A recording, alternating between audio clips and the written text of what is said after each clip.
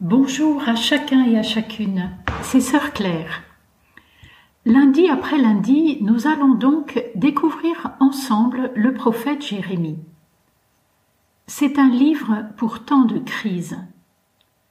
Il y a 2600 ans, Jérémie a connu la pire catastrophe qui pouvait arriver pour le peuple d'Israël, la destruction complète de Jérusalem et la déportation à Babylone, en Irak aujourd'hui, de tous les responsables du peuple.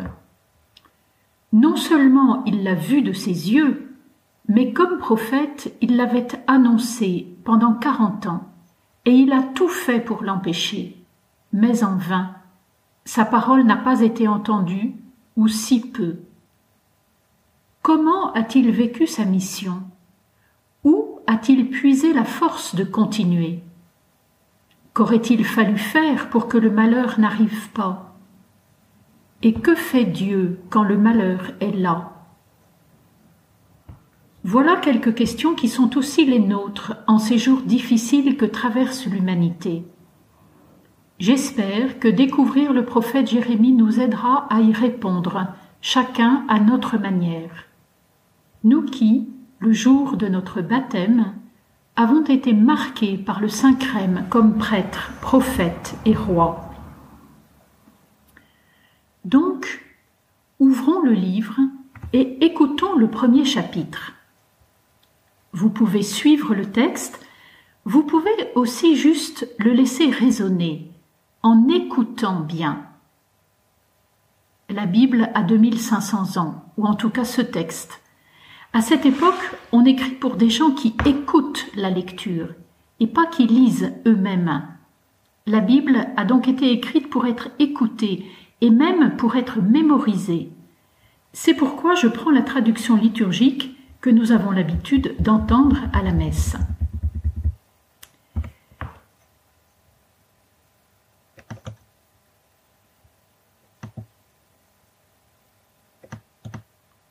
Lecture du premier chapitre du livre du prophète Jérémie. Parole de Jérémie, fils de Helkias, l'un des prêtres qui était à Anathoth, au pays de Benjamin. La parole du Seigneur lui fut adressée au temps de Josias, fils d'Amon, roi de Juda, la 13e année de son règne. Puis au temps de Joachim, fils de Josias, roi de Juda, jusqu'à la fin de la 11e année de Sédécias, fils de Josias, roi de Juda, jusqu'à la déportation de Jérusalem au 5e mois. La parole du Seigneur me fut adressée. Avant même de te façonner dans le sein de ta mère, je te connaissais. Avant que tu viennes au jour, je t'ai consacré. Je fais de toi un prophète pour les nations.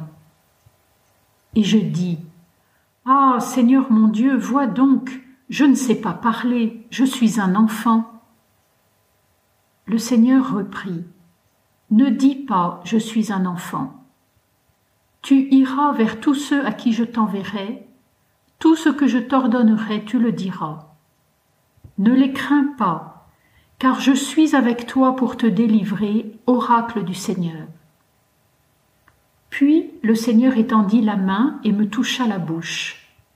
Il me dit, « Voici, je mets dans ta bouche mes paroles.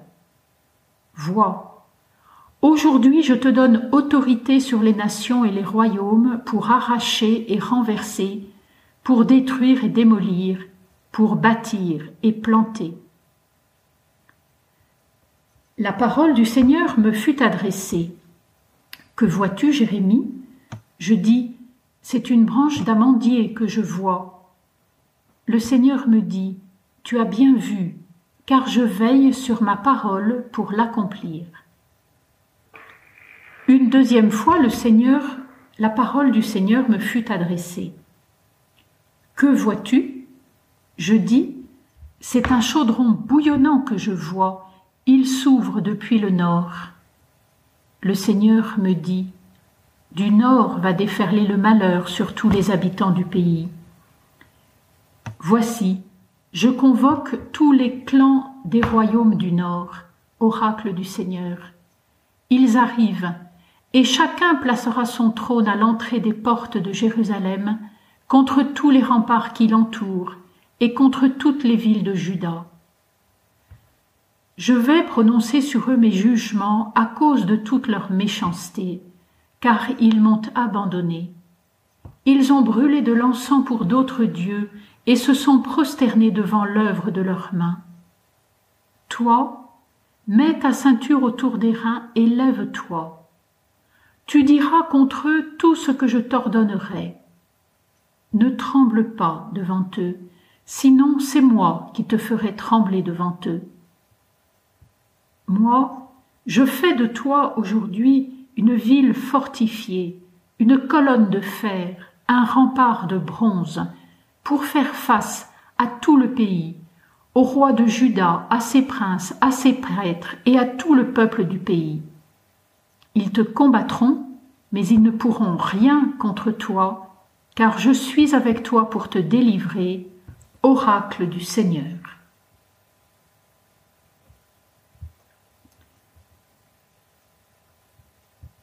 Je commence par commenter ce texte avant de vous donner quelques brèves pistes si vous voulez prier avec tout ou partie de ce passage. La parole du Seigneur fut adressée. Cela nous a été répété 4 fois. Ce refrain charpente le texte. Sans la parole de Dieu, rien ne se passe. Pas de vocation prophétique pour Jérémie, pas non plus de Bible pour que nous puissions entendre le Seigneur qui parle aussi dans nos vies. Alors, laissons-nous guider par le rythme de ce refrain que nous indique le texte lui-même. D'abord, c'est le rédacteur qui affirme de Jérémie que la parole du Seigneur lui fut adressée et qui nous le présente ainsi que son époque. Ensuite, c'est Jérémie lui-même qui raconte par 3 fois comment la parole du Seigneur me fut adressée. D'abord, nous avons donc une brève présentation de Jérémie en son temps. Ce sont les versets 1 à 3. Si on décode un peu, on s'aperçoit qu'en fait cela commence très mal. Certes, Jérémie est fils de prêtre. Dans l'Ancien Testament, les prêtres sont une des tribus d'Israël et ils sont mariés. Cela pourrait lui faire un beau statut social. Mais ce n'est pas cela. Car ce sont les prêtres d'Anathoth, en banlieue nord de Jérusalem. Anathoth est le village où autrefois le roi David avait banni le grand prêtre qui lui avait été infidèle. Donc Jérémie a beau être prêtre comme son père, il n'a pas bonne réputation.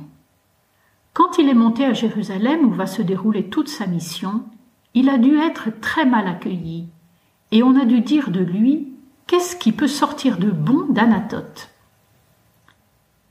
Ensuite viennent les années pendant lesquelles il a parlé, comptées à la manière de l'époque, c'est-à-dire selon le nombre d'années des souverains. Si vous avez une Bible avec des notes de bas de page et que vous faites les comptes de ces années de règne, Jérémie a parlé pendant 40 ans, ce qui n'est évidemment pas un hasard.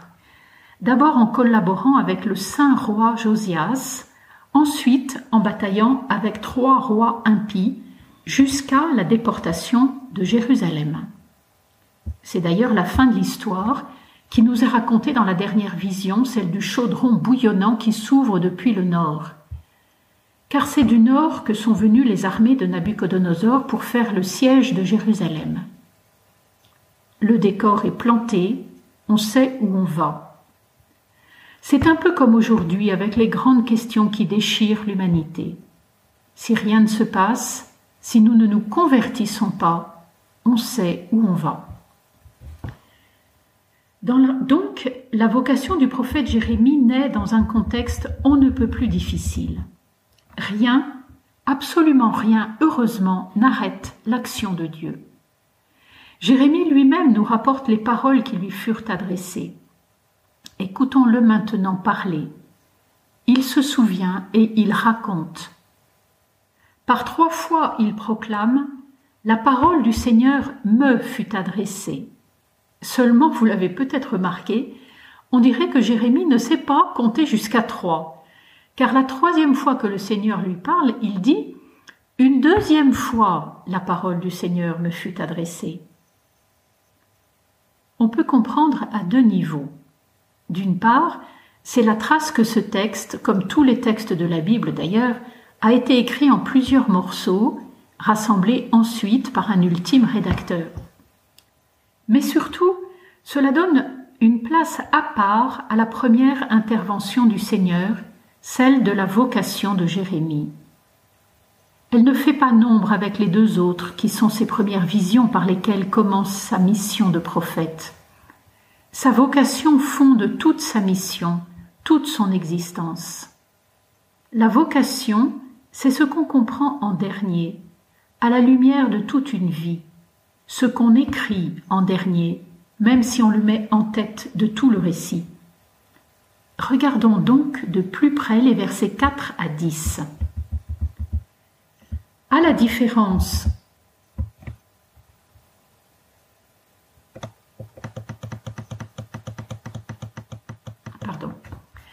différence d'autres prophètes, Moïse devant le buisson ardent, Isaïe dans le temple de Jérusalem, la scène n'est pas située. C'est un événement tout intérieur. C'est au-dedans que la parole de Dieu se fait entendre. Et elle se fait entendre dans un acte de création. Avant même de te façonner dans le sein de ta mère, je te connaissais. Avant que tu viennes au jour, je t'ai consacré. Je fais de toi un prophète pour les nations. Jérémie, comme plus tard saint Paul, sera prophète pour tous, les nations aussi bien que le peuple d'Israël. Car Dieu a une parole pour tout homme, croyant ou non, et il a besoin de ses serviteurs pour la leur faire entendre. Jérémie répond, il dit ses objections.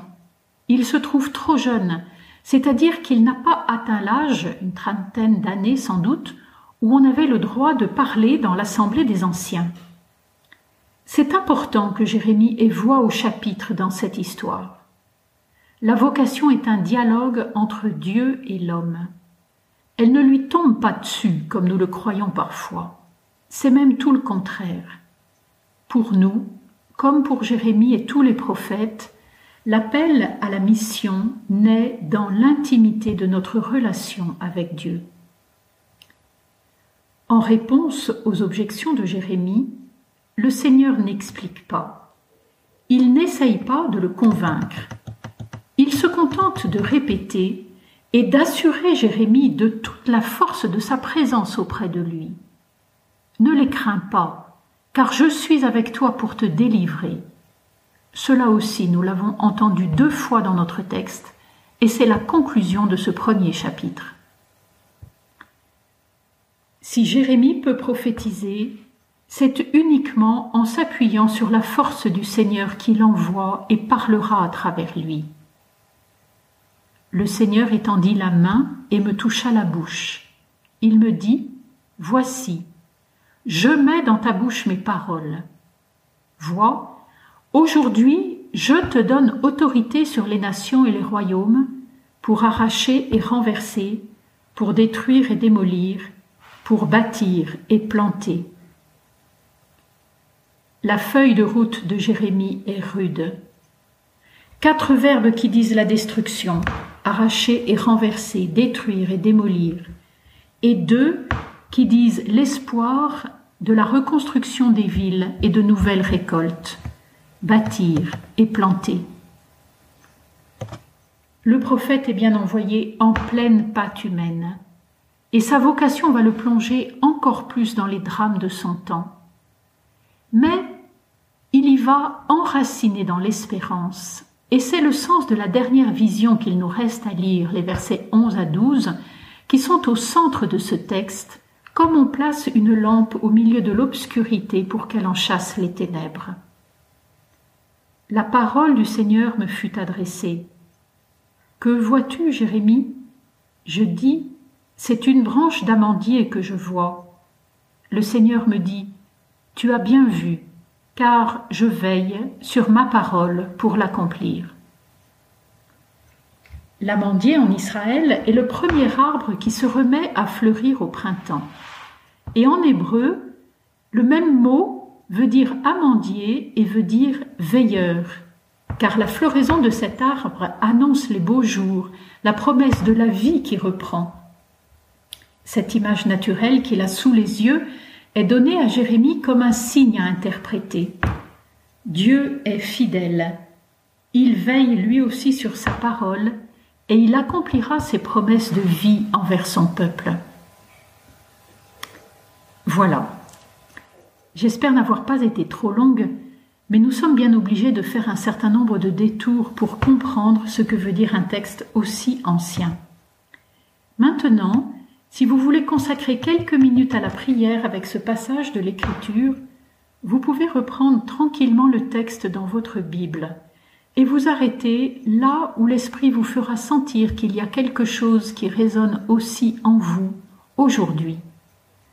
Ce peut être de regarder Jérémie qui ne se trouve pas à la hauteur de sa mission, ou de contempler le Seigneur qui est tout près de lui pour le libérer, d'ouvrir les yeux sur les promesses de vie qui nous entourent, même et peut-être surtout en ces temps difficiles que nous vivons, de nous appuyer nous aussi sur le Seigneur dans les difficultés qui sont les nôtres, ou toute autre chose que l'Esprit vous éclairera. Et j'indique dans le texte qui vous parviendra peut-être par mail, le refrain facile à trouver sur Internet.